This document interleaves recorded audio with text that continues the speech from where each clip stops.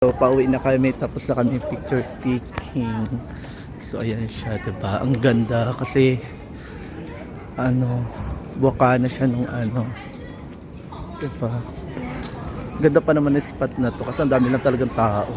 Kaya hindi ka rin masyadong makapag-picture ng maayos. Ganyan siya. 'Di ba? Kung kami sa pinakataas, so galing. So, ganda. Ganyan siya guys, so, diba?